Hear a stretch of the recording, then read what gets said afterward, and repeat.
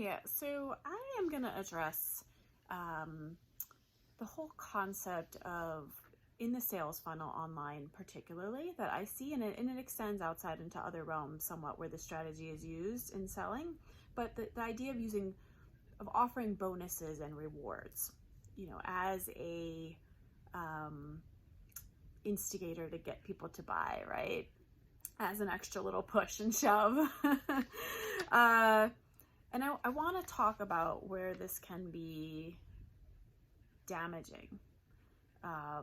Damaging to what you're actually really trying to sell. Because in the end, you want the thing that you're selling, the work that you're offering, the service, the product, the thing that you feel is valuable. You want people to engage with that deeply. And yes, if it takes a bunch of your time and energy, and you have bills to pay, you're asking for some money and some sustenance, so you want a yes along with it for that, so that you can do this, but you really want a yes to the work. You want people who want to engage with it, who are going to care about it like you do, who see the value in it, and you want to help them benefit from it. So that's really what you're selling. And sometimes these bonuses, rewards, I find, especially in these long funnel systems, can really take people away from the essential message and thing you're selling. It becomes anything that puts people into a quantifying mindset, a mindset of is looking at quantity as in relation to, is this valuable? Because quantity has very little to do with value. It's substance. It's the stuff that you can't measure. If something changes your life, there's no quantification of that.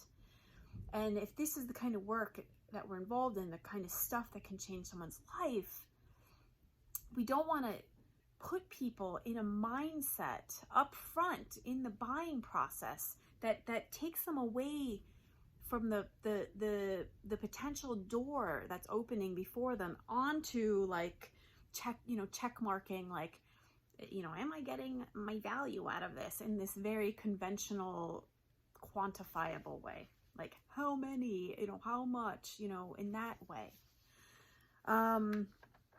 So when I go through some of these sales funnels, I'm exhausted by the end of it. I mean, come on, aren't you? It's I can't even in the digital format begin to fathom or process all of it. It's too much.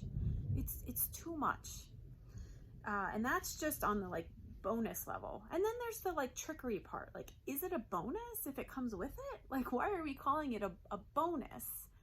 Or is it part of what you're selling? Is it part of the package? And make it part of the package, just to make sure that the lines of what we're doing are really clear, that our intentions match up with what we're saying, that we're being as direct as we can. And so I don't believe in rules. So I'm not saying never offer a bonus. I'm not saying all bonuses are bad. I'm not saying any of that, but I'm just pointing out these things to give a little bit of parameters when you're figuring out your structure for selling, to ask yourself about these questions and figure out what's true and what's resonance for you. Less or more, sometimes I get phrases mixed up, but less is sometimes more is what I wanted to say. It's not always more is better, right? And we all know that. We've all experienced that. So that's the bonuses end. And then just thinking about the word reward, even, a reward for saying yes. I don't know. There's a lot of, studies showing that rewarding, I'll give you an example, that rewarding people, that's not a deep sustaining way to motivate people. It may get people to act for a second, but as far as again, the deep attaching to the real thing that you're selling them, and then getting them to engage once they buy it, that whole thing, that's that's different. I don't know that rewards really ever get people to do that. They get us to do kind of quick jumps, quick movements. But as far as long lasting change, I don't think we're motivated by a reward system. And I'll use my son as an example. Recently he was offered a reward, not by me, for a report card, where he got great grades on it, and he was kind of bothered by it. He's like, I hate that. I hate when people give reward you for something that you should just do. You should just, he says he sees it with his friends all this time, or their parents give, like, carrot sticks for this or that or the other thing. You get a reward if you behave this way. And he says it's, if he found it really gross, and that it sort of undermines your dignity as a person, that these are kind of your own, like, inherent right, to this sort of motivation, and it's somebody almost taking ownership for it, or so these are some different lights that I want to shed on this, and I particularly, because I think a lot of people are if you look at the very work that you're selling, at the heart and the message of what you're selling, for a lot of the people I'm speaking to, it's questioning these assumptions about the way, these philosophies behind reward and bonus systems, right? A lot of these things I'm bringing up, maybe our work is actually really going against the grain on these conventional wisdoms and teachings, right? And so we need to apply that here in the selling process.